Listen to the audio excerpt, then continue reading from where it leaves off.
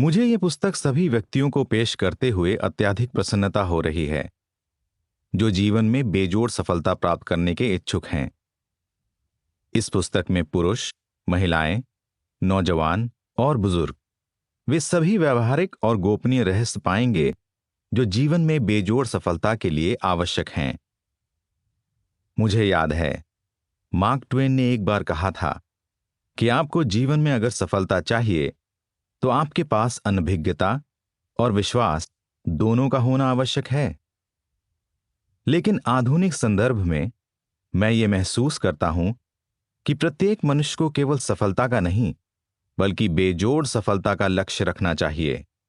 अगर श्रोता इस पुस्तक में दिए गए बेजोड़ सफलता के मंत्रों को पढ़ें और स्वयं पर लागू करें तो ये लक्ष्य वास्तविक भी बन सकता है। एल्बर्ट आइंस्टाइन कहा करते थे कि एक सफल व्यक्ति वो है जो अपने द्वारा प्राप्त अनुभवों से ज्यादा अपने आसपास के व्यक्तियों के अनुभवों से सीखता है। मेरा मानना है कि इस पुस्तक से नौजवान पीढ़ी को बहुत लाभ मिलेगा और अगर इस पुस्तक को पढ़कर मेरे श्रोता अद्वितीय सफलता प्राप्त करते हैं तो मैं मानूंगा कि मेरा प्रयास सफल हुआ। मैं इस पुस्तक के प्रकाशक श्री नरेंद्र वर्मा का धन्यवाद करता हूं जिन्होंने बहुत कम समय में इस पुस्तक को प्रकाशित किया। भाग 1। जी हां, मैं सफलता के शिखर पर पहुंचना चाहता हूं। इस पुस्तक को पढ़ने वाले तमाम पाठकों को मैं ये यकीन दिलवाना चाहता हूं कि यदि आपके मन में सफल होने की लालसा है तो निश्चित ही आप सफलता के शिखर पर पहुंच सकते हैं। इसलिए सबसे पहले तो सफलता की बुलंदी पर पहुंचने के लिए सभी श्रोताओं के मन में इस लक्ष्य के प्रति दृढ़ निश्चय की कामना करता हूं। यदि आपने ये सपना संजोया है तो ये पुस्तक अवश्य ही आपके सपने को वास्तविक रूप देगी। परंतु मैं एक बार फिर से दोहराना चाहूंगा कि आपका दृढ़ इरादा इसकी बुनियाद है। आपके अटल निश्चय और सर्वशक्तिमान ईश्वर के आशीर्वाद से सफलता अवश्य ही आपके कदम चूमेगी। बस इस कथन पर विश्वास करते हुए इस पुस्तक को पढ़ते जाएं और अंत में आप ये महसूस करेंगे कि आप जीवन के विभिन्न क्षेत्रों में सफलता की सीढ़ियां चढ़ते जा रहे हैं। स्वयं पर भरोसा रखें क्योंकि विश्वास में अपार शक्ति होती है। यह अद्भुत शक्ति कुदरत का करिश्मा है। सो जीवन के हर क्षेत्र में सफलता प्राप्त करने की भावना व विश्वास अपने मन में रखें। स्वयं को एक बेहद सफल व्यक्ति समझें। यही विचार आपको सफलता के मार्ग की ओर ले जाएगा। कभी भी खुद को कमजोर ना समझें। यह भावना आपको वास्तव में कमजोर बना देगी। खुद को मजबूत बनाएं। परंतु यदि आप मजबूत नहीं हैं तो अपने भीतर उन मूल्यों का संचार कीजिए जो आपको जीवन में सशक्त बनाएं। परंतु कुल मिलाकर निचोड़ यही है कि खुद को असहाय ना समझें। अपने आत्मविश्वास को मजबूत बनाएं और स्वयं को एक सफल व्यक्ति मानें। जब मैं अपने जीवन के गत 60 वर्षों का जायजा लेता हूं तो मुझे अपनी सफलताओं पर गर्व होता है। मैं अपने श्रोताओं को भी ये सलाह देना चाहूंगा कि अपने अब तक के जीवन की समीक्षा करें। बीते समय की मीठी यादों से खुशियां बटोरते हुए सुनहरे भविष्य पर विचार करें। स्वयं को एक सफल व्यक्ति मानते हुए आगे बढ़ें और यदि आप नहीं हैं तो आपको बनना है और आप बनेंगे भी। यदि इसी विचार को मन में लिए आप इसे लक्ष्य के रूप में धारण कर लेंगे तो कोई भी ताकत आपकी सफलता के आड़े नहीं आएगी। आज मैं आप सब से अपने जीवन के कुछ अनुभव बांटूंगा। बात उस समय की है जब मैं कॉलेज में पढ़ने वाला 20 साल का युवा था। उस समय लायंस क्लब इंटरनेशनल की ओर से भारत, बर्मा व नेपाल के लिए एक प्रतियोगिता का आयोजन किया गया था जिसमें अमेरिका के अटलांटिक शहर में लायंस क्लब इंटरनेशनल अधिवेशन में भाग लेने के लिए सर्वोत्तम युवा का चुनाव किया जाना था। मेरा अंग्रेजी का ज्ञान बहुत अच्छा नहीं था, फिर भी मैंने स्वयं को चुने जाने वाले प्रतियोगी के रूप में देखा जो अमेरिका जाने की काबिलियत रखता था। जब भी मैं अपने जीवन के उन 40 वर्षों के बारे में सोचता हूं तो पाता हूं कि उस प्रतियोगिता में भाग लेने की तीव्र इच्छा और मेरा आत्मविश्वास ही था जिसके बलबूते पर प्रभु के आशीर्वाद से मैं 1970 में अमेरिका के अटलांटिक शहर में होने वाली वर्ल्ड यूथ कांग्रेस के लिए चुना गया था। उस समय भारत में होने वाली चुनाव प्रक्रिया के दौरान कई बार परेशानियों का सामना किया और पस्त भी हुआ। कई बार यह सोचकर घबरा जाता था कि क्या मैं दक्षिणी भारत एवं मुंबई से आ रहे युवाओं को टक्कर दे पाऊंगा।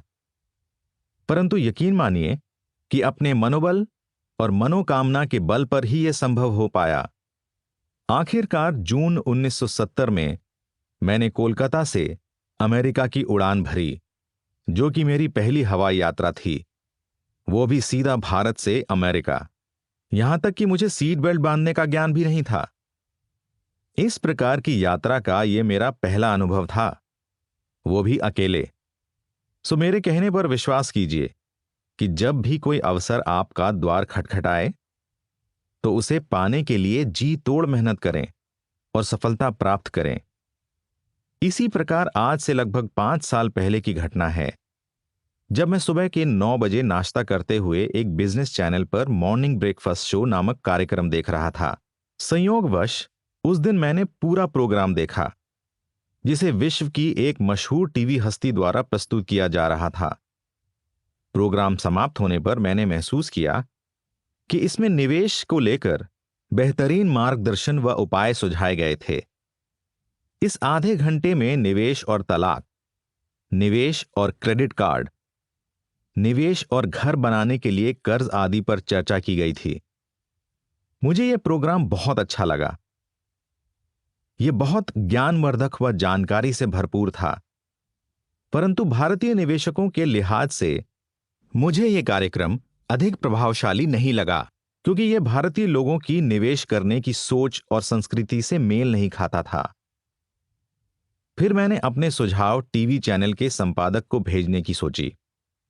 मैंने भारतीय निवेशकों की आवश्यकताओं को ध्यान में रखते हुए एक पत्र संपादक को लिख भेजा।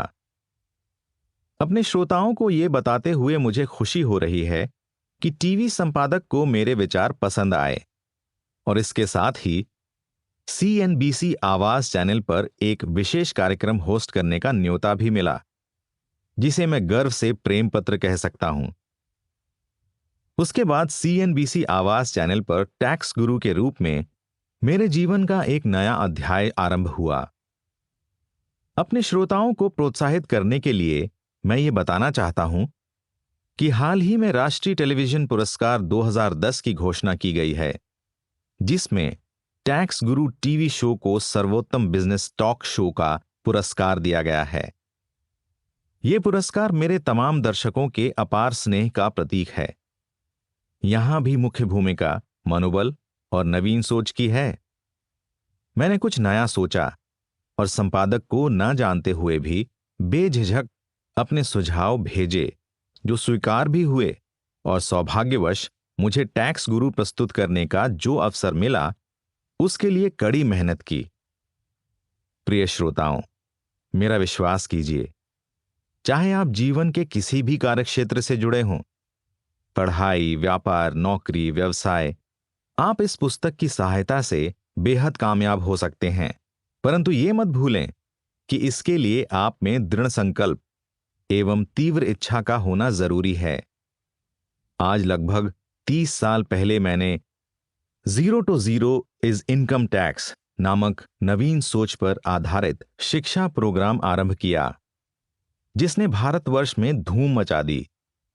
कोलकाता के द टेलीग्राफ ने इस कार्यक्रम पर विशेष लेख प्रकाशित किया। जीवन के ये अनुभव मैं अपने श्रोताओं को प्रोत्साहित करने के लिए इसलिए बता रहा हूं, ताकि वे भी अपनी पुरानी प्राप्तियों पर विचार करें और फिर आने वाले समय की योजना तैयार करें। लक्ष्य के प्रति अपने मनोबल और इच्छा शक्ति पर अडिग रहेंगे तो अपने कार्यक्षेत्र में सफलता से जगमगा उठेंगे। 2. अपार सफलता के लिए महत्वपूर्ण फैसले। जब कभी भी आपके जीवन में महत्वपूर्ण फैसले लेने का समय आए, तो ये सुनिश्चित कर लें कि आप सभी पक्षों पर भली भांति सोच विचार करने के बाद ही किसी निर्णय पर पहुंचेंगे। हमेशा याद रहे कि यह निर्णय आपके जीवन को खुशहाल बना सकता है और आपके लिए सफलता के द्वार खोल सकता है। इसलिए इस प्रकार के निर्णय लेते समय सावधानी व संयम बरतें। मेरे पिता श्री R.N. लखोटिया ने सन 1962 में अपने व्यवसाय को आरंभ करने के लिए आयकर विभाग को अपने पद से इस्तीफा दिया था, जबकि वे वर्ग 1 के आयकर अधिकारी थे। ये उनके जीवन का एक अति महत्वपूर्ण निर्णय साबित हुआ। इतनी प्रतिष्ठित नौकरी छोड़ने का निर्णय उनके लिए बहुत ही कठिन रहा होगा। सरकारी नौकरी छोड़ने के बाद उन्होंने आयकर पर पुस्तकें लिखीं, गोष्ठियों का आयोजन किया। इस निर्णय में मेरी स्वर्गीय माताश्री श्रीमती आशा रानी लखोटिया का सहयोग व प्रेरणा भी शामिल थी। 1962 में लिए गए उस निर्णय के कारण मेरे पिताजी ने सफलता के कई मुकाम हासिल किए।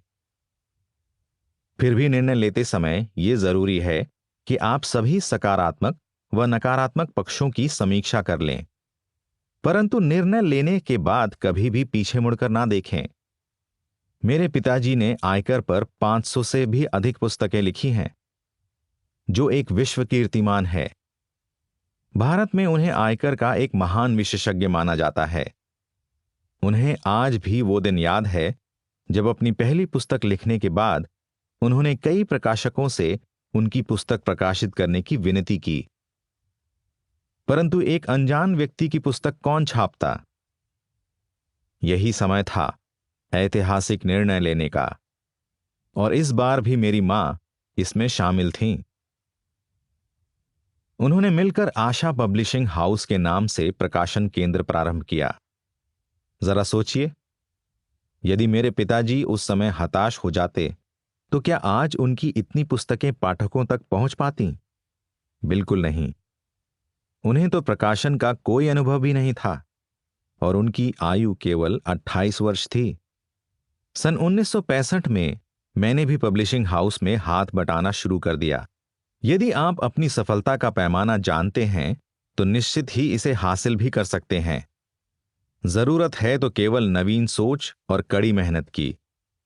अपार सफलता प्राप्त करना अर्जुन द्वारा मछली की आंख बींधने जैसा है, जिसमें लक्ष्य पर आपकी नजरें सधी हों। बस फिर सफलता आपके कदमों में होगी।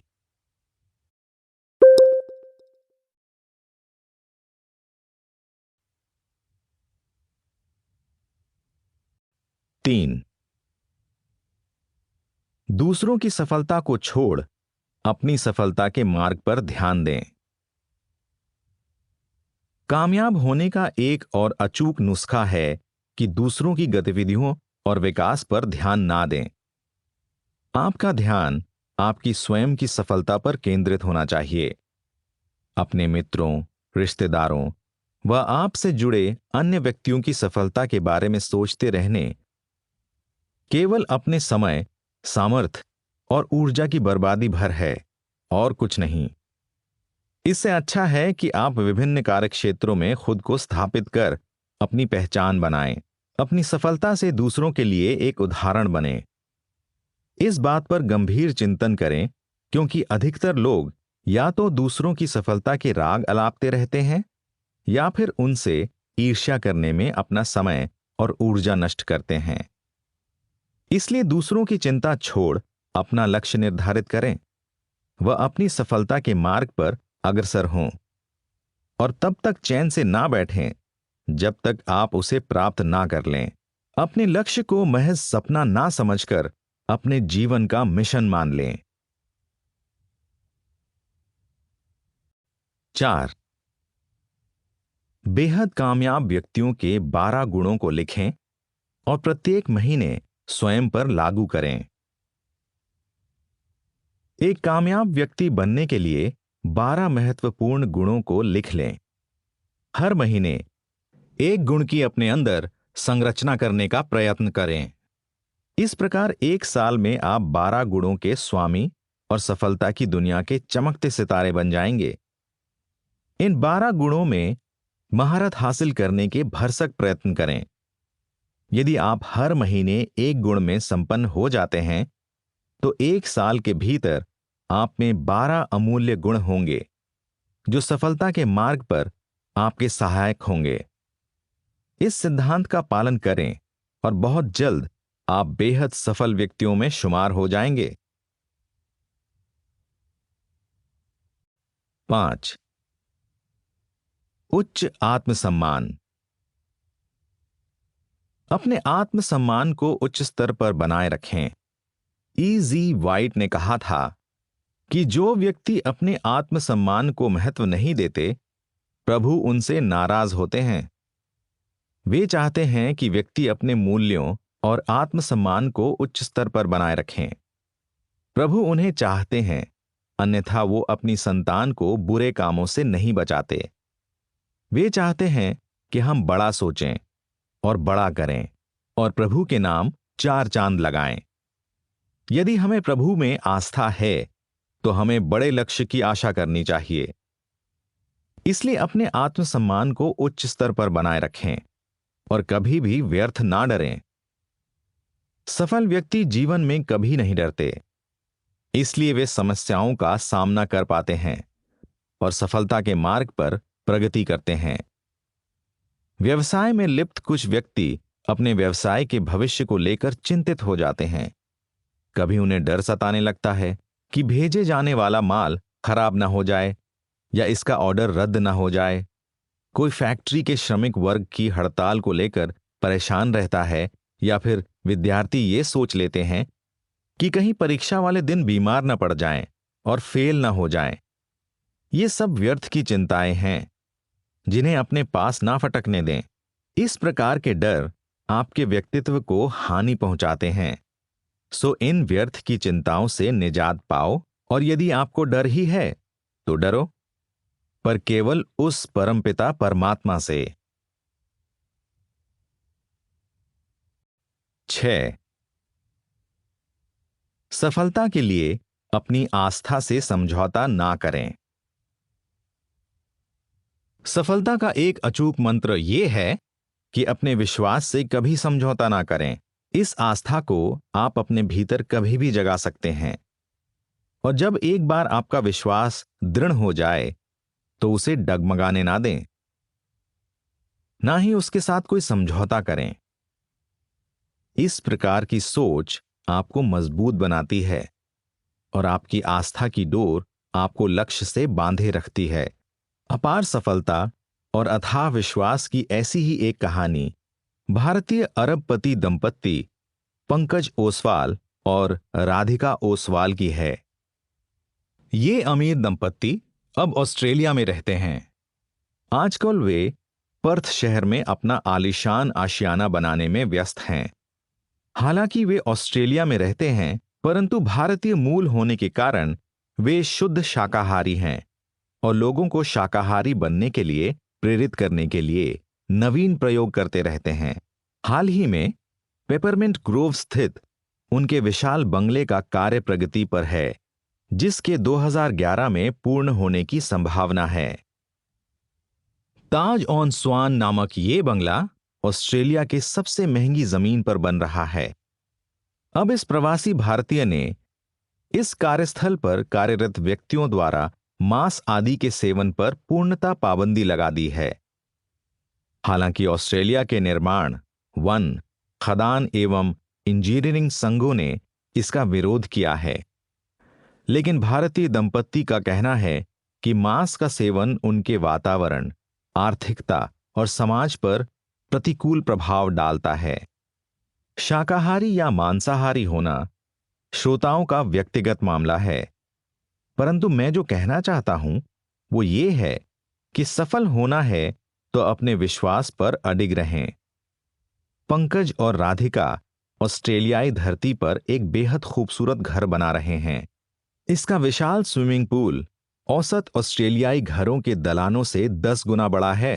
कहने का तात्पर्य यह है कि आपके अपने सिद्धांत, विश्वास और पसंद होनी चाहिए और आप कभी भी उनसे समझौता ना करें। अपनी आस्थाओं में यही अटूट विश्वास आपकी सुनहरी सफल भविष्य का प्रतीक होगा।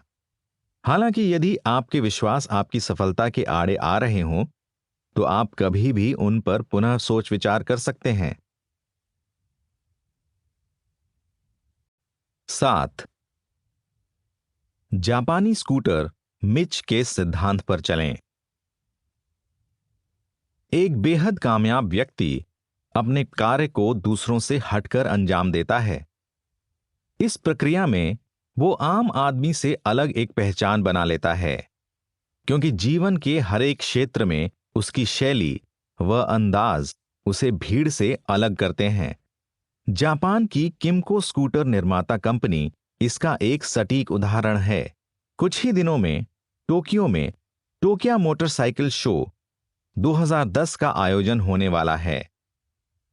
इस शो में दुनिया भर की 100 से भी अधिक कंपनियां स्कूटर वर्ग में अपने उत्पादनों की प्रदर्शनी के लिए भाग लेंगी। इतने बड़े स्तर के आयोजन में दर्शकों को आकर्षित करना एक बड़ी चुनौती होगी। इसलिए किमको कंपनी ने इस मोटरसाइकिल शो में दर्शकों को लुभाने का बिल्कुल नया तरीका आजमाया है। उन्होंने अपने मिच स्कूटर पर 1 लाख स्वरोस्की क्रिस्टल जड़े हैं, जो दुनिया भर में बहुत पसंद किए जाते हैं। अब जरा कल्पना कीजिए कि हर कोई क्रिस्टल जड़े इस स्कूटर को क्यों नहीं देखना चाहेगा। हालांकि मैं और आप इस प्रदर्शनी में तो जा नहीं रहे, फिर भी हम 1 लाख स्वरोस्की नग जड़े इस स्कूटर की कल्पना तो कर ही सकते हैं। यह भी सच है कि जापानी किमको होंडा व यामाहा जैसे दिग्गजों का मुकाबला तो नहीं कर सकती, फिर भी शो में आने वाले सभी दर्शकों का ध्यान तो अवश्य ही आकर्षित करेगी। ये वास्तव में ही एक नवीन सोच का प्रतीक है। इस अद्भुत उदाहरण का निचोड़ यह है कि यदि आप कोई व्यावसायिक आयोजन करने जा रहे हैं जहां आप अपनी सेवाओं या उत्पादनों को प्रदर्शित करना चाहते हैं, तो कुछ ना कुछ ऐसा नया कीजिए जिससे लोग खींचे चले आएं और आपको अपार सफलता प्राप्त हो। भाग 2, 8, अपार सफलता के लिए व्यवसाय में अद्वितीय सोच लाएं। व्यवसाय हो अथवा व्यापार, सफलता एक दिन में ही नहीं मिल जाती, परंतु आज व्यवसायियों और व्यापारियों की लंबी फहरिस्त देखते हुए यह जरूरी हो गया है कि आप बिल्कुल नई सोच के साथ कारोबार एवं व्यापार में कदम रखें, तभी आप सफलता प्राप्त कर पाएंगे। अब प्रश्न ये उठता है कि ऐसी नई सोच लाएं कहां से? उत्तर बहुत सरल है। सुबह जल्दी उठें, ध्यान लगाएं और कुछ पल अकेले में अपने साथ विचार विमर्श में बिताएं। कोई भी नया विचार आपके मन में आए तो उसे फौरन लिख लें। जरूरी नहीं 1-2 विचार ही आएं, ये 20, 50 या 100 भी हो सकते हैं। आपको तो केवल इन्हें लिखते जाना है। सुबह का वक्त इसके लिए उपयुक्त है। सभी विचार लिखने के बाद प्रत्येक पर ध्यान लगाएं, उनकी समीक्षा करें और मजबूत पहलू देखें, परंतु इसके साथ साथ कमजोर पक्षों पर भी ध्यान दें। यदि कमजोर पहलू ज्यादा हों तो इस विचार का ख्याल मन से त्याग दें। यही प्रक्रिया प्रत्येक विचार के लिए दोहराएं।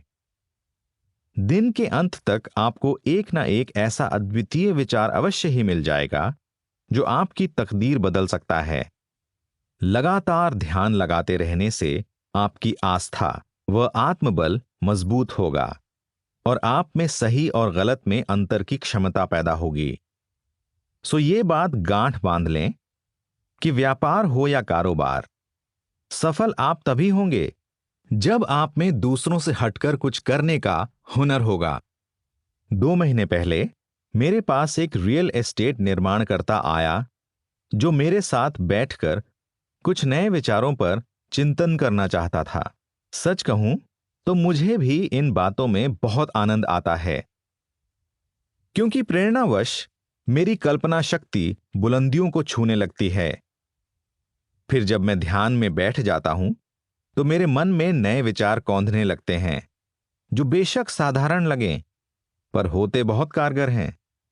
उदाहरण के तौर पर मैंने उस भवन निर्माता को परामर्श दिया कि यदि वो मोटी कीमत पर लग्जरी फ्लैट बेचना चाहता है तो वो उन लोगों को इसके साथ ऑफिस, शोरूम या मॉल के लिए स्थान दे जो फ्लैट में निवेश करना चाहते हैं। सो जब आप एकाग्रचित होकर बैठते हैं तो नए नए विचार मन में आते रहते हैं। हां, ध्यान में बैठने से पहले एक बात का ख्याल रखें, आप जो करने जा रहे हैं उस पर आपको विश्वास है, तभी नए विचार को व्यवसाय में लागू करना सार्थक होगा।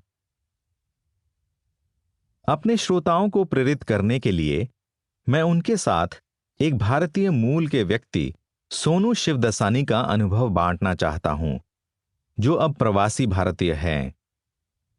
वे बहुत ही आलीशान सुविधाओं से लैस रिजॉर्ट्स के मालिक हैं। अधिकतर भारतीय सोनू के बारे में कुछ ज्यादा नहीं जानते क्योंकि उन्होंने अपना ज्यादातर जीवन विदेशों में ही बिताया है। यही कारण है कि लोग इस अद्भुत शख्सियत के बारे में बहुत कम जानते हैं। आरंभ में सोनू जेनेवा, लोगास व लंदन में पारिवारिक कारोबार का संचालन करते थे, परंतु ऐसा प्रतीत होता है कि इस काम में उनका मन कभी नहीं रमा। अपनी स्वीडन मूल की पत्नी ईवा के साथ उन्होंने होटल उद्योग में पांव जमाने की सोची। इसके लिए उन्होंने मालदीव को चुना। सोचने में यह थोड़ा अटपटा लग सकता है कि एक ऐसे व्यक्ति ने होटल उद्योग को चुना जिसमें उसे जरा भी अनुभव नहीं था। और लोगों की तरह उन्होंने भी बोली लगाई, परंतु सफल नहीं हुए। लेकिन सोनू ने हार ना मानते हुए एक द्वीप को ठेके पर ले लिया। श्रोता इस बात से तो जरूर सहमत होंगे कि किसी ऐसे कारोबार में पैसा लगाना जिसके बारे में कोई ज्ञान ना हो बहुत कठिन होता है। विदेशी धरती पर एक अनजान कारोबार में हाथ डालना। अपनी स्वीडन मूल की पत्नी ईवा के साथ उन्होंने होटल उद्योग में पांव जमाने की सोची। इसके लिए उन्होंने मालदीव को चुना। सोचने में यह थोड़ा अटपटा लग सकता है कि एक ऐसे व्यक्ति ने होटल उद्योग को चुना जिसमें उसे जरा भी अनुभव नहीं था। और लोगों की तरह उन्होंने भी बोली लगाई, परंतु सफल नहीं हुए। लेकिन सोनू ने हार ना मानते हुए एक द्वीप को ठेके पर ले लिया। श्रोता इस बात से तो जरूर सहमत होंगे कि किसी ऐसे कारोबार में पैसा लगाना जिसके बारे में कोई ज्ञान ना हो बहुत कठिन होता है। विदेशी धरती पर एक अनजान कारोबार में हाथ डालना काफी जोखिम भरा होता है, परंतु सोनू के मन में ऐसा कोई डर नहीं था और मालदीव से शुभारंभ करते हुए उन्होंने दुनिया भर में 20 ऐसे आलीशान होटल स्थापित किए। अभी हाल ही में हिंदुस्तान टाइम्स के रविवार संस्करण में वीर सांघवी द्वारा उन पर एक विशेष लेख प्रकाशित हुआ था। महज तस्वीरें देखकर ही शिवदसानी के होटल में जाने के लिए मन मचल उठता है। तस्वीरों से ही इनकी भव्यता का आभास हो जाता है। ये आम होटलों की तरह ना होकर एक तरह का सुकून और आनंद देने वाले स्थान लगते हैं। इस सफलता से सोनू शिवदसानी ने अपूर्व कामयाबी अर्जित की है। इस अपार सफलता का राज नई सोच और उसको लागू करना है, जिस पर सोनू खरे उतरे। वीर सांघवी के अनुसार सोनू का सिद्धांत कारगर इसलिए है कि उन्होंने सुविधा की बिल्कुल अलबेली सोच को लोगों के सामने पेश किया। अपने कारोबार अथवा व्यापार में नई सोच आपको सफलता के परिलोक में ले जाएगी। कुछ ऐसी ही कहानी 26 वर्षीय हरिशंकर की है, जो बचपन में ही गेम्स का जुनून रखते थे। उन्होंने मैकेनिकल इंजीनियरिंग की पढ़ाई की। इसके साथ साथ वे कंप्यूटर प्रोग्रामिंग का प्रशिक्षण लेते रहे। कंप्यूटर इंजीनियरिंग विद्यार्थियों के लिए कोड्स लिखने में उन्हें बहुत मजा आता। हरिशंकर स्कूल में बहुत शरारती थे। इसे वे एक ऐसा गुण मानते हैं जो एक गेम्स बनाने वाले के लिए आवश्यक हैं। शुरू से ही हरिशंकर के मन में अपने कार्यक्षेत्र के प्रति नए नए विचार पनपते रहते और आजकल वे साहसिक कारनामों और एक्शन से भरपूर स्काई-फाई नामक नया कंप्यूटर गेम्स बनाने में व्यस्त हैं, जो उन्हें शानदार कामयाबी दिलवाएगा।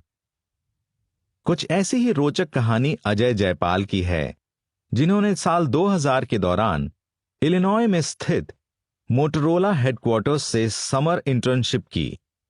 उस समय उन्हें मोबाइल मीडिया के क्षेत्र में बहुत संभावनाएं दिखाई दीं और मई 2008 में उन्होंने सिंकुआफिया की नींव रखी।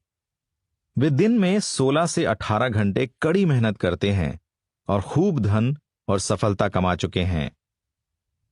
ये सब मोबाइल एप्लीकेशन के क्षेत्र में उनकी नई सोच की बदौलत है। आज विश्व भर में नौजवान पीढ़ी की एक बड़ी संख्या मोबाइल एप्लीकेशन के व्यवसाय में खूब धन और नाम कमा रही है और उनमें से हर कोई इसका श्रेय नई सोच और उसे लागू करने को देता है। इसी प्रकार रोहित सिंघाल ने अपना करियर एक रेडियोलॉजिस्ट के तौर पर शुरू किया और बाद में 3 लोगों के साथ मिलकर एक गैराज में वर्कस्टेशन की स्थापना की। पिछले 3 सालों में उनकी कंपनी एप्पल, फेसबुक और अन्य नामी कंपनियों के लिए मोबाइल एप्लीकेशंस तैयार कर चुकी हैं। रोहित की सफलता गाथा हमारे बहुत से श्रोताओं को प्रेरित करेगी, क्योंकि एक रेडियोलॉजिस्ट से मोबाइल एप्लीकेशन डेवलपर तक का सफर केवल इसलिए संभव हो पाया क्योंकि उनके पास नई सोच थी। नई नई तरकीबें सोचना और उन्हें क्रियान्वित करना बहुत परिश्रम का काम है। मुझे याद है कि जब प्रसिद्ध बॉलीवुड अभिनेता ऋतिक रोशन हाल ही में फिल्म काइट्स में पहली बार गायक बने, इस फिल्म में उन्होंने एक गीत गाया है जिसका अभ्यास उन्होंने दिन रात किया। वे बताते हैं कि वे सुबह सरगम से आरंभ करते हुए सारा दिन सुरों का अभ्यास करते थे और तब जाकर वे सफल हो पाए। याद रखें कि यदि आपको एक बेहद कामयाब व्यक्ति बनना है तो आपकी नई सोच और कड़ी मेहनत ही आपको कामयाबी दिलवा सकती है। अभी हाल ही में स्टॉक एक्सचेंज के क्षेत्र में न्यूयॉर्क के ग्रामर्सी पार्क की बार एंड ग्रिल एक्सचेंज ने एक बिल्कुल नया आइडिया सोचा। इस होटल का मेन्यू कार्ड लाइव स्टॉक की कीमतों की झलक देगा। एक गिलास बियर की क्या कीमत होगी?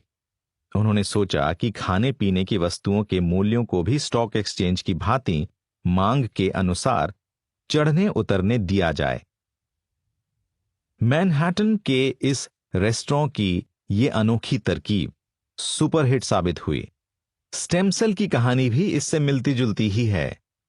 दुनिया के लिए यह बिल्कुल नया सिद्धांत है। भारत में भी बहुत सी कंपनियों ने स्टेम सेल प्रोसेसिंग लैब्स शुरू की हैं। इस प्रकार के व्यवसाय सफलता की खान होते हैं क्योंकि इनमें नई सोच और कड़ी मेहनत का संगम होता है। 9. अपार सफलता के लिए पहली प्राथमिकता तंदुरुस्त शरीर। मुझे अब भी स्कूल के वे दिन याद हैं जब हम किताबों में पढ़ा करते थे कि सेहत सबसे बड़ी नेमत है, लेकिन उस समय तमाम बड़े बूढ़ों, अध्यापकों आदि द्वारा बार बार दोहराए जाने के कारण यह कहावत एक किताबी पंक्ति ही लगती थी। परंतु जीवन में साल दर साल इस कहावत के मायने समझ आने लगे। अब तो मेरी यह धारणा बन गई है कि सफलता के लिए आपका हृष्ट-पुष्ट होना पहली प्राथमिकता है। जरा सोचिए, यदि आपकी सेहत आपका साथ ना दे तो क्या आप सफल हो पाएंगे? क्या आप अपने कार्य क्षेत्र में कड़ी मेहनत कर पाएंगे? कल्पना कीजिए कि आप बीमार अवस्था में अस्पताल में पड़े हैं, तो सफलता के बारे में तो आप सपने में भी नहीं सोच सकते। आपके पास धन भी है जिससे आप नए विचार और कई नए प्रोजेक्ट्स आरंभ कर सकते हैं, जिससे आप नए उद्यम शुरू कर सकते हैं और धन कमा सकते हैं। परंतु जब सेहत ही आपका साथ नहीं देगी तो इस धन पर नियंत्रण कैसे रख पाएंगे? इस धन का आनंद ले पाना भी आपके लिए मुमकिन नहीं होगा। सो अपने श्रोताओं की बेहतरी के लिए मैं ये कहना चाहूंगा कि जीवन के हर एक कार्यक्षेत्र में निरोग शरीर अति महत्वपूर्ण है। और मेरा विश्वास कीजिए, मैंने नामी गिरामी हस्तियों को बहुत नजदीक से देखा है और सभी के मामले में सफलता की पहली सीढ़ी सेहत से ही आरंभ होती है। लगभग सभी श्रोताओं ने अपने बुजुर्गों व माता पिता से सेहत के महत्व का पाठ तो अवश्य पढ़ा होगा, परंतु यह कहावत आपको उस सीमा तक प्रभावित नहीं कर पाई कि आप अपनी सेहत का ध्यान रखना आरंभ कर दें। चलो पुरानी बातों को जाने दें। जो हुआ सो हुआ। आज की और भविष्य की सोचिए और अच्छे स्वास्थ्य के साथ अपने उज्जवल भविष्य को सुनिश्चित कर लीजिए। अब आपके मन में प्रश्न उठेगा कि इसके लिए क्या किया जाए। इसका समाधान यह है कि सबसे पहले तो आप एक स्वस्थ व प्रसन्नचित्त व्यक्ति के मालिक बनिए। एक ऐसा व्यक्तित्व जो ऊर्जा से भरपूर और अग्रसर भावनाओं से प्रेरित हो। यह सब निरोग शरीर के साथ ही संभव हो पाएगा। जिस दिन भी आप सिर दर्द, माइग्रेन या ब्लड प्रेशर को लेकर डॉक्टर के पास जाते हैं तो उस पर शर्मिंदा हों। अपने पारिवारिक सदस्यों या मित्रों के सामने शर्मिंदा ना होकर अकेले में बैठकर चिंतन करें। अपने आप से दृढ़ संकल्प लें कि आपको पूर्णतः स्वस्थ होना है और फिर इस दिशा में आगे बढ़ें। ज्यादातर श्रोताओं के मन में होगा कि कुछ साधारण सिद्धांत उन्हें स्वस्थ बना देंगे।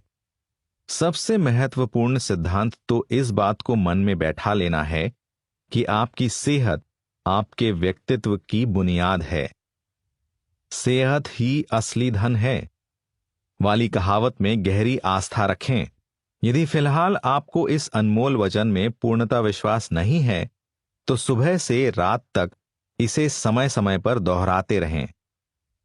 सेहत मंत्र के निरंतर जाप से यह आपके मन में सेहत के महत्व को जागृत कर देगा। यह सोचें कि बिना सेहत के आप जीवन में कुछ भी हासिल नहीं कर सकते। आप बहुत कुछ कर सकते हैं, दुनिया की तमाम सुख सुविधाएं खरीद सकते हैं, परंतु सेहत और खुशी को खरीदा नहीं जा सकता। खुशी भी सफलता प्राप्ति में महत्वपूर्ण भूमिका निभाती है और खुशी तभी मिलती है जब आप सेहतमंद हों। सो तंदुरुस्त बने रहने के लिए सेहत की देखभाल के लिए रूपरेखा तैयार करने में जुट जाएं और इसे अपने जीवन शैली में उच्चतम प्राथमिकता दें। तभी कामयाबी आपके कदम चूमेगी। अच्छी सेहत के राज व सिद्धांत वही हैं जो आज से लाखों साल पहले हुआ करते थे और शायद आने वाले लाखों सालों में भी यही रहेंगे। इसके लिए आवश्यकता है कि आप अपने दिन का आरंभ 30 से 45 मिनट की सैर, हल्के व्यायाम व योगा से करें। यदि आपको भी अधिकतर लोगों की तरह इसे अकेले नियमित तौर पर करना मुश्किल लगता है तो दूसरा विकल्प है कि आप जिम जाना आरंभ कर दें। या तो जिम जाएं या घर पर ही छोटा सा जिम बना लें। हमारा उद्देश्य तो केवल शरीर को तंदुरुस्त बनाए रखने का है। काफी हद तक सेहत आपके मन में आ रहे सकारात्मक एवं नकारात्मक विचारों पर भी निर्भर करती है। आपके मन में भिन्न भिन्न प्रकार के ख्याल आते रहते हैं, परंतु एक सफल व्यक्ति नकारात्मक सोच को स्वयं पर हावी नहीं होने देता। सो निराशावादी विचारों से दूरी बनाए रखें और केवल सकारात्मक ही सोचें। आपकी सकारात्मक सोच आपके व्यक्तित्व को निखारेगी और अंत में सफलता आपकी मुट्ठी में होगी। अच्छी सेहत के लिए दूसरा नियम है नियमित भोजन शैली। अपना नाश्ता, दोपहर व रात का भोजन निश्चित समय पर लें। यह साधारण सा नियम आपकी सेहत के लिए बहुत महत्व रखता है। आप क्या खाते हैं, इसका भी आपकी सेहत पर बहुत प्रभाव पड़ता है। शाकाहारी या मांसाहारी होना श्रोताओं का व्यक्तिगत मामला है। हालांकि मेरा व्यक्तिगत अनुभव कहता है कि शाकाहारी भोजन आपकी सेहत के लिए अधिक उपयुक्त है। विशेषकर जो व्यक्ति कामयाबी की बुलंदियों को छूना चाहते हैं, उन्हें तो शाकाहारी भोजन ही लेना चाहिए और ताजे फलों और सब्जियों के साथ थोड़े मेवे भी लेने चाहिए। मुझे आज से 5 साल पहले की एक घटना याद आ रही है। मेरा एक मुवक्किल सुबह तकरीबन 11 बजे मेरे ऑफिस में आया। हमें कारोबार के सिलसिले में एक उभरते नौजवान उद्यमी से मिलना था, जिसके पास बहुत से नए विचार थे। वास्तव में ही वो बहुत बुद्धिमान था, परंतु उसके पास धन नहीं था। हालांकि मेरा मुवक्किल इतना बुद्धिमान नहीं था, परंतु वो पैसे वाला था। मेरे विचार में यदि दोनों का संगम हो जाता तो दोनों को फायदा पहुंचता। मीटिंग का समय सुबह 11 बजे का था। मेरा मुवक्किल आधा घंटा देरी से पहुंचा। मेरे कारण पूछने पर उसने बताया कि उसका ब्लड प्रेशर हाई था। उसके चेहरे पर थकान व निराशावादी भाव थे। मुझे लगा कि इस हालत में मीटिंग करना मुनासिब नहीं होगा, इसलिए मैंने उसे अपना ब्लड प्रेशर चेक करवाने की सलाह दी। जब मैंने घर से ब्लड प्रेशर देखने की मशीन मंगवाकर उसका ब्लड प्रेशर चेक किया, उसका ब्लड प्रेशर इतना हाई था जिसमें डॉक्टर तुरंत अस्पताल में भर्ती होने की सलाह देते हैं। हालांकि एक बिजनेसमैन की पहली प्राथमिकता उसका व्यवसाय होती है, जिस पर मेरा मित्र मुवक्किल भी विश्वास करता था, परंतु सेहत का क्या किया जाए।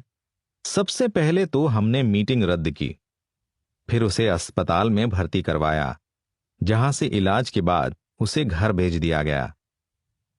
2 दिन बाद मुझे उसका फोन आया और उसने मुझसे दोबारा उस नौजवान उद्यमी से मीटिंग फिक्स करने का आग्रह किया। मैंने उसे बताया कि उस नौजवान ने किसी अन्य उद्योगपति एवं फाइनेंसर के साथ मिलकर बात पक्की कर ली थी। यह वास्तविक घटना 5 साल पहले की है। अब जब भी मैं उस नौजवान उद्यमी से मिलता हूं, जिसके पास नए विचार व नई नीतियां आदि थीं, लेकिन धन नहीं था, वो आज 50 करोड़ का मालिक है। ये सब उस नौजवान उद्यमी और फाइनेंसर के मेल से संभव हो पाया था, और फिर साल दर साल वे सफलता की सीढ़ियां चढ़ते गए।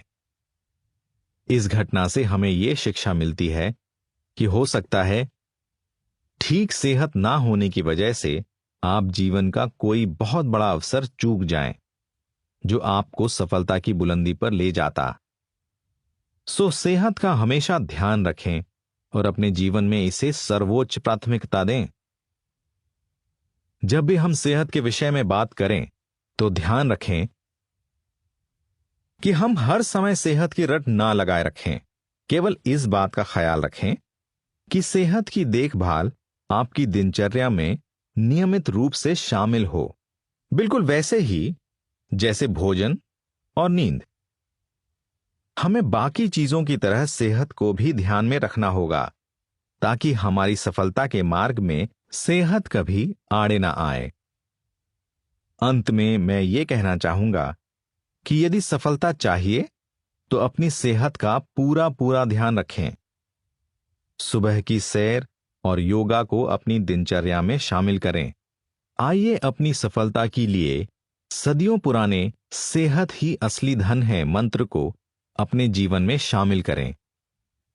यही मंत्र आपकी सफलता की कुंजी है। यह भी ध्यान में रखें कि जब आप सेहतमंद होते हैं तो आप अपने कार्य क्षेत्र में मिलने वाले व्यक्तियों और मित्रों के लिए भी प्रेरणा स्रोत होते हैं। सो इस मंत्र को अपनाएं और सफलता को अपनी मुट्ठी में कर लें। भाग 3। 10 अभूतपूर्व सफलता पाएं दृढ़ निश्चय से।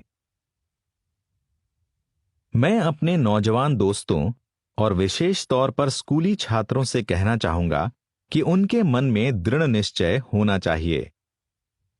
निश्चय एक ऐसा शब्द है जो आपकी पूरी जिंदगी बदल सकता है। आज भारतीय छात्रों के सामने जहां बड़ी बड़ी चुनौतियां हैं, वहीं अवसरों की भी भरमार है। इन तमाम चुनौतियों से पार पाना तभी संभव है जब आपका इरादा पक्का हो। युवा और छात्र वर्ग दोनों के लिए ही उज्जवल एवं शानदार भविष्य की कुंजी उनका दृढ़ निश्चय ही है। मैं डिज्नीलैंड के स्थापक वॉल्ट डिज्नी की एक बात का बहुत कायल हूं। वॉल्ट डिज्नी कहा करते थे, यदि आप सपने देख सकते हो तो उन्हें सच भी कर सकते हो। मैं आशा करता हूं कि मौजूदा स्कूली छात्र इस बात से प्रेरणा लेते हुए अच्छे अंक लेकर पास होने के बारे में सोचेंगे और इस दिशा में प्रयत्न करेंगे। मेरे एक प्रकाशक मित्र पीयूष कुमार ने हाल ही में चेन्नई की एक युवा लड़की की सच्ची कहानी सुनाई। उस लड़की ने दुर्घटना में अपने दोनों हाथ खो दिए थे। इस हद तक विकलांग होने के बाद भी लड़की ने बोर्ड परीक्षा में अच्छे अंक लेने का निश्चय किया। उसने शानदार 98% अंक प्राप्त किए और इसका राज ये था कि विपरीत परिस्थितियों में भी उसने अपना दृढ़ निश्चय डिगने नहीं दिया। हाल ही में इस लड़की को भारत के भूतपूर्व राष्ट्रपति डॉक्टर अब्दुल कलाम से मिलने का सौभाग्य प्राप्त हुआ। अब यह लड़की नई दिल्ली के हिंदू कॉलेज में पढ़ती है। उसका हंसमुख चेहरा कॉलेज में बहुत लोकप्रिय है। उसकी अभिलाषा संयुक्त राष्ट्र में संयोजक के तौर पर काम करने की है। मुझे पूरा यकीन है कि अपने दृढ़ निश्चय के चलते वो अवश्य ही अपने लक्ष्य में सफल होगी। भारत माता के महान सपूत स्वामी विवेकानंद सदा कहा करते थे, कभी भी स्वयं को कमजोर मत समझें। कृपया अपने जीवन पथ पर विवेकानंद जी के इन शब्दों का अनुसरण करने की कोशिश करें और सफलता आपके साथ होगी। सन 1970 में जब मैं एक 20 वर्षीय युवा था, तब लायंस इंटरनेशनल की ओर से अमेरिका के अटलांटिक शहर में आयोजित होने वाली वर्ल्ड यूथ कांग्रेस के लिए भारत से एक युवक को चुनने के लिए प्रतियोगिता रखी गई थी। मैंने भी इसके बारे में पढ़ा और भाग लेने की सोची। अपने दृढ़ निश्चय और प्रभु की असीम कृपा से मुझे वो युवक बनने का सौभाग्य प्राप्त हुआ और मैंने पूरा 1 महीना अमेरिका व इंग्लैंड में बिताया।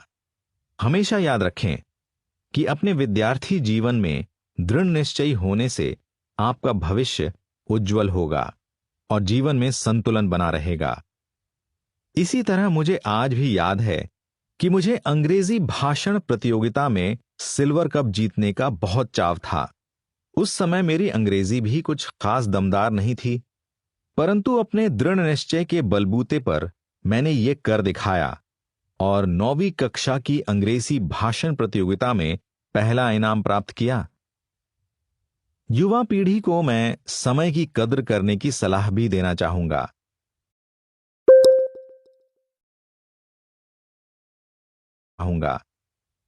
गया वक्त फिर हाथ नहीं आता। बेंजामिन फ्रैंकलिन ने कहा था, गुजरा वक्त दोबारा नहीं लौटता और जिसे हम पर्याप्त समय समझते हैं वो भी अंत में कम ही पड़ता है। इसलिए समय की बचत एवं सदुपयोग करो। समय और धन कभी बर्बाद मत करो। बचपन से ही बचत की आदत डाल लें। बेंजामिन फ्रैंकलिन के अनुसार, मेरे आविष्कार पर मुझे इतना ना दें। मौजूदा समय में हर चीज का प्रयोग करें परंतु बर्बादी से बचें, फिर चाहे वो समय हो या धन। अपने युवा दोस्तों को एक छोटी सी बात और कहना चाहूंगा कि आप जब भी अपने अगले जन्मदिन का केक काटें तो एक टुकड़ा किसी गरीब बच्चे को जरूर दें, जिसे अपने जीवन में शायद ये मौका कभी ना मिला हो। इस छोटे से भले कार्य से आपके जन्मदिन का केक खाने में आपको अलौकिक आनंद की प्राप्ति होगी। सोने से पहले प्रार्थना करना ना भूलें और सुबह उठकर बड़ों का आशीर्वाद लें। इन चीजों को अपने जीवन का हिस्सा बना लें। मैं आप सबको भविष्य के लिए शुभकामनाएं देता हूं और आशा करता हूं कि आप भी अपने विचार मुझे भेजेंगे। आप मुझे slakotia@satyam.net.in पर ईमेल भी कर सकते हैं। हर रोज आपको व्यवसाय से जुड़े नए नए विचार सूझते हैं जो आपके व्यवसाय में आपको सफलता का स्वाद चखाते हैं। यदि आपका स्वयं का कोई कारोबार नहीं है और आप कुछ नया करना चाहते हैं, तो यही समय है कि आप ध्यान में बैठकर नए कारोबार के विषय में सोचें। हाथ पर हाथ रख कर बैठे रहने से व्यापार अथवा उद्योग जगत में कुछ हासिल होने वाला नहीं। यदि सफलता की चाह है तो एक दिन भी निठल्ले बैठना पाप है। मैं आपको आईआईटी के एक विद्यार्थी की बात बताता हूं। ये 22 वर्षीय नवयुवक मास्टर्स इन मैथमेटिक्स व कंप्यूटिंग के अंतिम वर्ष का छात्र है। उसके मन में कारोबार करने का बिल्कुल नया विचार आया जो बेहद सफल रहा। उसने फोकट कॉपी नाम से छात्रों को मुफ्त फोटोस्टेट कॉपियां देने की सेवा आरंभ की। आप सोचेंगे कि यह तो पूर्णतः समाज सेवा है। इस कुशल योजना के पीछे राज ये था कि जिस भी विद्यार्थी को वो मुफ्त अपने मॉडल से फोटोकॉपी देता था, तो उस पन्ने के पीछे एक विज्ञापन भी होता था। ये काम दिल्ली में केवल 6 महीने पहले ही आरंभ हुआ है और ये सफल भी रहा, क्योंकि लगभग 4 लाख पन्ने दिल्ली के विभिन्न कॉलेजों में पहुंच चुके हैं और अब ये नौजवान अपने मॉडल को देश के बाकी हिस्सों में पहुंचाने का सोच रहा है। सो एक शानदार अलबेला आइडिया सोचें जो भविष्य में आपकी सफलता गाथा लिखेगा। कभी भी ये मन में ना लाएं कि व्यवसाय शुरू करने के लिए बहुत से तामझाम की आवश्यकता होती है। आमतौर पर युवा पीढ़ी में यह धारणा है कि यदि आपके पास व्यापार में लगाने के लिए खूब सारा धन नहीं है तो व्यापार करना संभव नहीं है। यह पूर्णतः गलत सोच है। जरा एक नजर बिल गेट्स और स्टीव जॉब्स पर डालें, जिन्होंने अपना करियर एक गैरेज से आरंभ किया, और माइकल डेन ने अपना काम एक कमरे से आरंभ किया, परंतु अपनी नई और अद्वितीय सोच के चलते उन्होंने थोड़े से समय में ही सफलता की बुलंदी को छू लिया। इसी प्रकार नए आईपॉड ने भी मौजूदा मार्केट में अपना वर्चस्व कायम किया। यहां भी सारा खेल नई सोच का ही है। व्यवसाय में सफल होने के लिए स्वामी प्रणवानंद भी एक प्रेरणा स्रोत हैं। वे एक आध्यात्मिक गुरु व भिक्षु हैं जो फैशन जगत में कार्यरत हैं। उनकी company GF textiles private limited आज 20 ग्लोबल ब्रांड्स की जरूरतों की आपूर्ति करते हैं। हाल ही में ये आध्यात्मिक गुरु अंतरराष्ट्रीय फैशन ट्रेड शो के समापन समागम में नजर आए, जहां वे गेरुआ धोती और शॉल ओढ़े थे। कुछ समय पहले ही गुड़गांव में मेडांटा मेडिसिटी का उद्घाटन हुआ। 43 एकड़ जगह पर फैला है, जिसे सुप्रसिद्ध हृदय विशेषज्ञ डॉक्टर नरेश त्रिहन का मार्गदर्शन प्राप्त है। इस 14 मंजिली आलीशान इमारत में 1500 बेड, 45 ऑपरेशन थिएटर एवं 1000 डॉक्टरों की विशाल टीम है। मेडिसिटी को चिकित्सा क्षेत्र की दुनिया में यह मुकाम नवीन और विशाल सोच के कारण मिला है। ब्रिटिश उद्यमी लेफील के पास भी नए विचारों की भरमार है, परंतु धन की कमी से तंग आकर उन्होंने एक बिजनेस मॉडल का प्रयोग किया है। अब 10 की बोली पर उनका मार्केट मूल्य 10 मिलियन पाउंड है। अब 36 वर्षीय जेम्स लेफील के 3 बिजनेस हैं जो फायदे में चल रहे हैं। ये नई सोच उनके मन में उस समय आई जब वो साइकिल चला रहे थे। अब लेफील्ड हर निवेशक के निवेश पर 10 कारखाने का जोखिम स्वयं उठाते हैं, जिससे भविष्य में और निवेशक आकर्षित होते हैं। संदीप माहेश्वरी की नवीन सोच भी आपको जरूर प्रेरित करेगी। एक फोटोग्राफर से उद्यमी बने संदीप माहेश्वरी भारतीय विज्ञापन जगत के लिए बिल्कुल तैयार स्टॉक फोटो का संग्रह रखते हैं। उन्होंने महसूस किया कि 1.5 बिलियन अमेरिकी डॉलर के स्टॉक फोटोग्राफी उद्योग में भारत में कोई स्थान नहीं था। इसलिए उन्होंने साल 2006 में केवल 14,600 तस्वीरों वाला imagesbazaar.com खरीद लिया। आज इस साइट पर 8 लाख से भी अधिक तस्वीरें उपलब्ध हैं, जिन्हें लोग खरीद व डाउनलोड कर सकते हैं। ये तस्वीरों की दुनिया में सबसे बड़ा भंडार है। केवल 4 साल के समय में ही 42 देशों के 6,000 ब्रांड्स इस वेबसाइट के उपभोक्ता बन गए हैं। संदीप उदाहरण सफलता के लिए वास्तव में ही एक प्रेरणा स्रोत हैं। 11. क्षमाशील बने। एक बेहद कामयाब व्यक्ति का सबसे बड़ा गुण उसका सदा क्षमाशील बने रहना होता है। स्वयं में क्षमा का गुण अवश्य पैदा करें। मदर टेरेसा द्वारा किए गए निम्न कार्य आपकी प्रेरणा के स्रोत बनेंगे। आमतौर पर व्यक्ति असंगत, नासमझ व स्वार्थी होते हैं।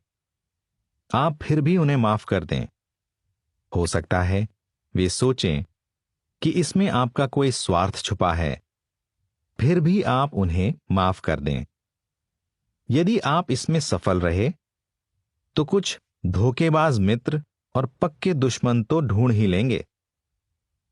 यदि आप ईमानदार व स्पष्टवादी हैं तो लोग आपसे धोखा करेंगे, फिर भी आप अपने गुण नत छोड़ें।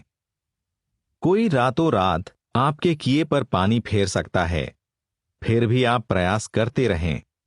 हो सकता है आपकी निर्मलता व प्रसन्नता से लोग जलें, परंतु आप प्रसन्न बने रहें।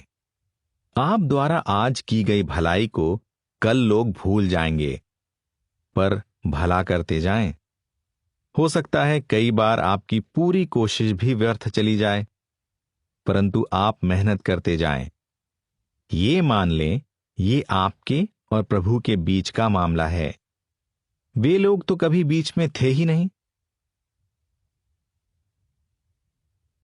12. आपका दयालु हृदय। एक दयालु हृदय वाला व्यक्ति सदा सफल रहता है, इसलिए आप भी मन में दया भाव लाएं। दया भाव वाले व्यक्ति को जीवन में सबका आदर मिलता है। अपार सफलता प्राप्ति के लिए दयालु होना जरूरी है। इसमें कोई नुकसान ना होकर फायदा ही फायदा है, इसलिए दया भाव के सिद्धांत पर चलने की चेष्टा करें। 13. बच्चों को अपार सफलता के मूल सिद्धांत सिखाएं। यदि आप स्वयं को अपने कार्यक्षेत्र और जीवन में एक बेहद कामयाब व्यक्ति मानते हैं, तो अब समय आ गया है कि आप अपने अनुभवों से अपने बच्चों में भी यह कला विकसित करें। तभी आपका सफल होना पूर्णतः सार्थक होगा। व्यावहारिक ढंग से बच्चों को कामयाबी के गुर सिखाएं।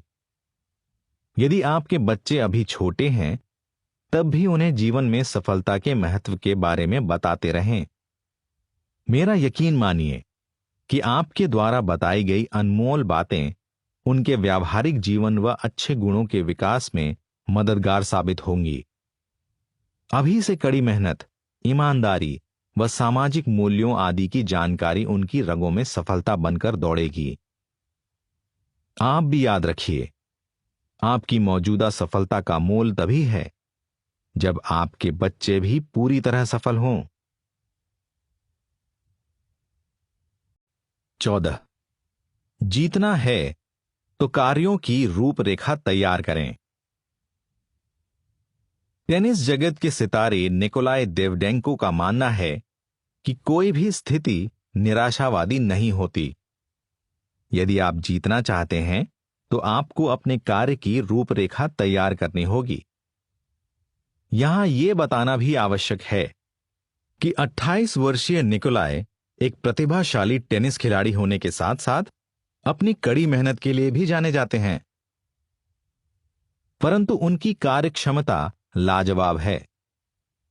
जर्मनी में रहने वाले निकोलाई दुनिया भर में टेनिस प्रतियोगिताओं में भाग लेते हैं। साल 2009 में उन्होंने एटीटी वर्ल्ड टूर फाइनल का खिताब हासिल किया और जनवरी 2010 में दोहा में आयोजित एटीटी वर्ल्ड टूर में जीत हासिल की। उन्हें इस बात पर पूरा विश्वास है कि यदि जीवन में जीत हासिल करनी है तो अपने कार्यों की रूपरेखा अवश्य बनाएं। ये बात सफलता की चाह रखने वाले हर व्यक्ति पर लागू होती है। सफलता को छोड़ यदि अपार सफलता प्राप्त करनी है तो आपको क्रमबद्ध रूप में कार्य की रूपरेखा तैयार करनी होगी।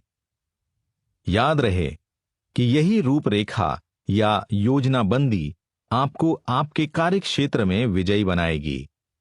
अब समय आ गया है कि आप बैठकर उन क्षेत्रों की सूची बनाएं जहां आप सफल होना चाहते हैं। विजयी वही होगा जो अभूतपूर्व कामयाबी हासिल करेगा और निश्चित ही आप भी ऐसा करना चाहेंगे। जी हां, आप अवश्य कर पाएंगे, परंतु पहले बेहद सतर्कता से कार्य योजना तैयार करें, उसका बार बार अवलोकन करें और फिर जीवन पथ पर सफलता आपके साथ होगी। 15 एजेंडा रात में बनाएं, आपकी सफलता की सीढ़ी। एमर्सन विश्व के महान आविष्कारों में से एक हैं। उनकी ये प्रसिद्धि, सम्मान व पहचान आज की नहीं बल्कि बहुत पुरानी है और आने वाले समय में भी उन्हें इसी प्रकार से याद किया जाता रहेगा। इस महापुरुष ने हमें बिजली के अलावा सैकड़ों ऐसे छोटे छोटे आविष्कारों की सौगात दी है जो आज भी हमारे जीवन को सुविधाजनक बनाते हैं और जिनका प्रयोग आने वाली पीढ़ियां भी करती रहेंगी। एक दिन किसी व्यक्ति ने एमर्सन से उनकी सफलता का राज पूछा। एमर्सन ने संक्षिप्त सा उत्तर देते हुए कहा कि प्रत्येक रात सोने से पहले मैं अगले दिन की योजना बनाता हूं और अगले दिन उस योजना पर काम करता हूं। सो मेरे दोस्तों, यदि आप एमर्सन से प्रेरणा लेते हुए इस नियम का पालन अपने जीवन में करेंगे तो मेरा दावा है कि अपने मनपसंद क्षेत्र में मनचाही सफलता प्राप्त कर सकते हैं। ये सोच लें कि रात को अगले दिन के लिए तैयार किया गया एजेंडा अगली सुबह आपके दिन की कार्यसूची का प्रबंधन करेगा। रात को एक कागज पर कल किए जाने वाले कार्य लिखने से अगले दिन आपकी पूरी ऊर्जा और ध्यान उन्हीं कार्यों पर केंद्रित होगा। रात को तैयार किया गया एजेंडा आपके समय और ऊर्जा दोनों की बचत करता है। सुबह की पहली किरण के साथ ही आप उस दिन किए जाने वाले कार्यों के लिए तैयार होते हैं। यदि ऐसा नहीं करेंगे तो पहले 2 घंटे तो आप उस दिन किए जाने वाले कार्यों के बारे में सोचने पर ही व्यर्थ कर देंगे। ये निर्णय लेने में अपना समय बर्बाद करते रहेंगे कि कौन से कार्यों को प्राथमिकता दी जाए। इसमें आपके समय और ऊर्जा की खपत होगी। अपार सफलता के चाह रखने वालों को अपनी ऊर्जा संजो कर रखनी चाहिए। यह तभी संभव हो पाएगा जब आप रात में ही ध्यानपूर्वक अगले दिन का एजेंडा तैयार कर लेंगे। इसे बनाने में आपको 5 से 10 मिनट ही लगेंगे, परंतु यही काम अगले दिन आपका काफी समय नष्ट कर देगा। रात में ही योजना बना लेने से आपका 10 गुना समय बचेगा। रात में एजेंडा के सिद्धांत से जहां रात को आप तनाव मुक्त और अच्छी नींद सोएंगे, वहीं अगली सुबह तरोताजा उठेंगे, क्योंकि पूरे दिन की रूपरेखा आपके हाथ में होगी जो आपने रात को तैयार कर ली थी। सुव्यवस्थित व तनाव रहित दिनचर्या से आपकी कार्यक्षमता बढ़ेगी। इसलिए एमर्सन जैसे महान व्यक्ति से प्रेरणा लेते हुए कल किए जाने वाले कामों की सूची रात में ही तैयार कर लें। इसे इतना सुनिश्चित कर लें कि ये आदत आपकी रग रग में बस जाए। जब रात में आप एजेंडा तैयार करने के लिए बैठें तो कागज पेन साथ रखें और अगले दिन किए जाने वाले तमाम महत्वपूर्ण कार्यों को नोट करें जो आपने अपने सहकर्मियों के साथ करने हैं। इस कार्य सूची से आप अगले दिन के कार्यों का सुगम प्रबंधन कर पाएंगे। दिन में 2-3 बार एजेंडा देखें। व्यावहारिक दृष्टि से यह बहुत उपयोगी सिद्ध होगा। हमें यह हमेशा ध्यान में रखना चाहिए कि सारे दिन की गतिविधियों को मुकम्मल करने में समय एक बहुत बड़ी बाधा है, क्योंकि यह सीमित होता है। परंतु यहां रात को एजेंडा तैयार कर लेने की आपकी आदत वैज्ञानिक दृष्टि से बहुत लाभदायक सिद्ध होगी। सो यदि आपको यह आदत नहीं है तो कृपया डालें, क्योंकि इससे आपका भविष्य उज्जवल होगा। जब भी आप अपनी इस आदत द्वारा सफलता का स्वाद चखें तो मुझे जरूर बताएं। मेरे ईमेल shlakotia@satyam.net.in पद पर अपने अगले दिन के अनुभव अवश्य भेजें। मुझे विश्वास है कि ये आपकी जीवन शैली को बदलते हुए आपको शानदार सफलता अर्जित करने में सहायता करेगा।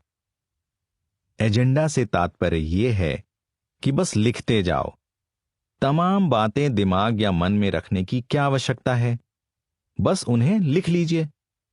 यह अत्यधिक सफलता का अचूक मंत्र है। एजेंडा के अलावा ताजा मीटिंग के निष्कर्ष व महत्वपूर्ण चर्चा का विवरण संक्षेप में लिखें। यह भविष्य में आपके काम आएगा।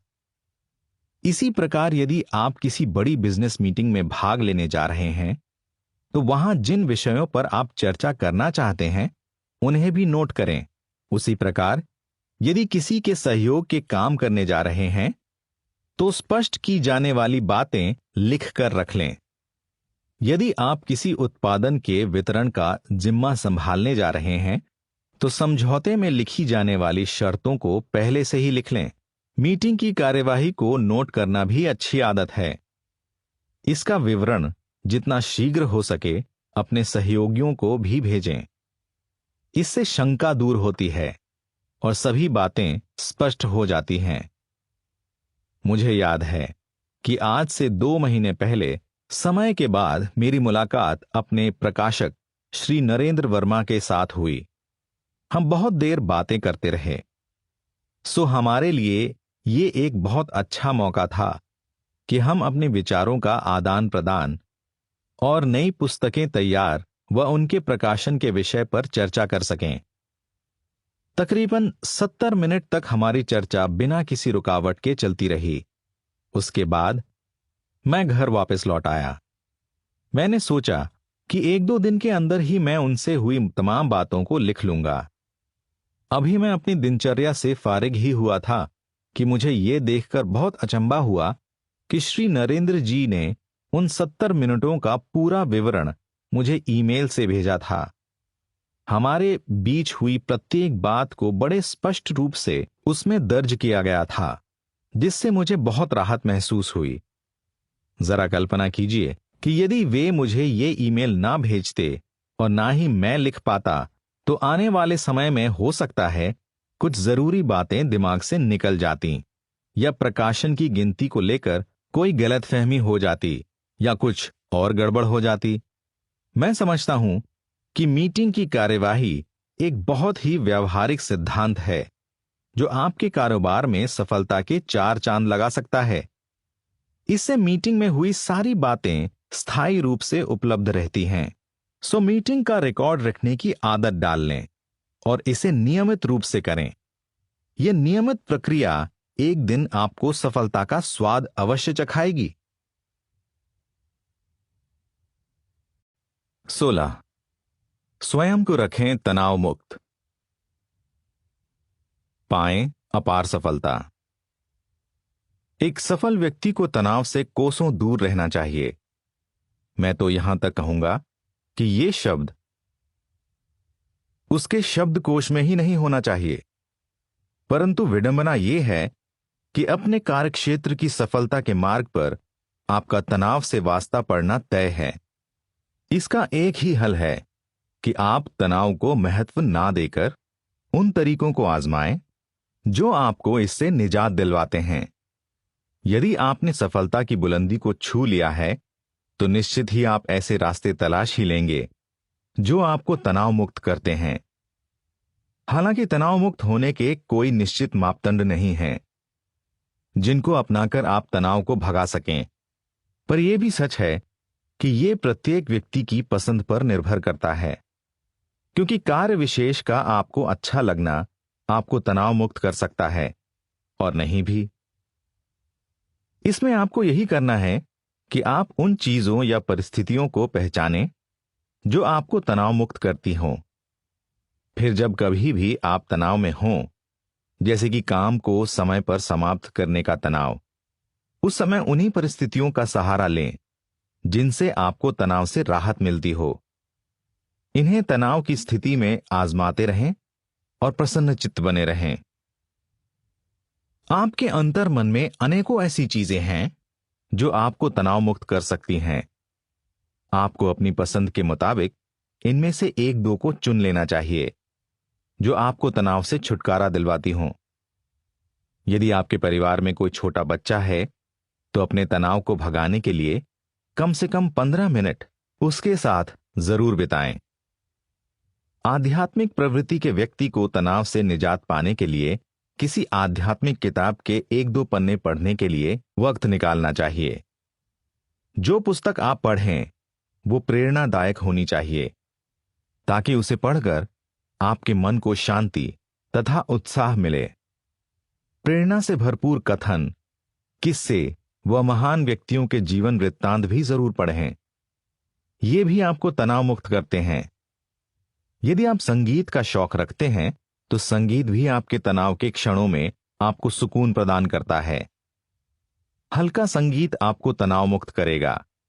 सो इस प्रकार की 3-4 चीजें आपको रोजमर्रा के तनाव से दूर रखने में सहायक होंगी। यदि इनमें से कोई भी तरकीब कारगर सिद्ध नहीं होती और आप दुविधा में हैं कि क्या किया जाए, तो बस शांति से आंखें मूंद कर परमपिता परमेश्वर का ध्यान कीजिए। मेरा यकीन मानिए, 5 मिनट की यह प्रक्रिया आपके बड़े से बड़े तनाव को दूर भगा देगी। निश्चित और बेहतर ढंग से तनाव मुक्त होने के लिए आराम से बैठकर आंखें बंद कर लें और 3 से 5 मिनट तक अपने इष्ट देवता का ध्यान कीजिए। मान लीजिए इस बात को लेकर भी आप उलझन में हैं कि किस देवता का स्मरण किया जाए, तो इसका भी समाधान है। केवल ओम का उच्चारण करते रहें। अपने श्रोताओं से मेरा यह दावा है कि 3 से 5 मिनट तक ओम का उच्चारण उन्हें तनाव की भूल भुलैया से निकालकर उन्मुक्त और खुशनुमा माहौल में पहुंचा देगा। प्रभु के नाम में इतनी शक्ति है। यदि काम का तनाव आपके दैनिक जीवन का एक हिस्सा बन चुका है तो आपको दिन में 3-4 बार भगवान का नाम जरूर लेना चाहिए। प्रभु के नाम का जाप ऐसी अलौकिक शक्ति है जो महज 1 मिनट में ही आपके तनाव को छूमंतर कर सकती है। आप प्रभु का नाम कार चलाते हुए, ऑफिस में काम करते हुए या फिर कुर्सी पर बैठे हुए भी ले सकते हैं। मैं अपने स्वयं के अनुभव से सैकड़ों ऐसे लोगों को जानता हूं जिन्हें इससे बहुत लाभ पहुंचा है। फिर आप पीछे क्यों रहें? इसमें आप कुछ खोने वाले नहीं हैं, अपितु इससे आपको तुरंत फायदा होगा। अंत में मैं यही कहना चाहूंगा कि सफलता के शिखर पर बैठे व्यक्ति को तनाव से कोसों दूर रहना चाहिए, परंतु यदि कार्य की अनिवार्यता तनाव का कारण बनती है तो तनाव मुक्त रहने के मार्ग पहले से ही ढूंढ कर रखें। कभी भी वे तरीके ना आजमाएं जिनसे आपके मित्रों व संबंधियों को तनाव से मुक्ति मिलती है। अपनी पसंद के मार्ग चुनें जिनमें आपको खुशी मिलती हो। सो सभी सफल व्यक्तियों से मेरा अनुरोध है कि वे स्वयं को तनाव से मुक्त करें। हां, आपको यह सलाह जरूर दूंगा कि अपने आप को तनाव मुक्त करने के अनुभवों को अपने दोस्तों के साथ जरूर बांटें। हो सकता है आपको कोई नया उपाय मिल जाए।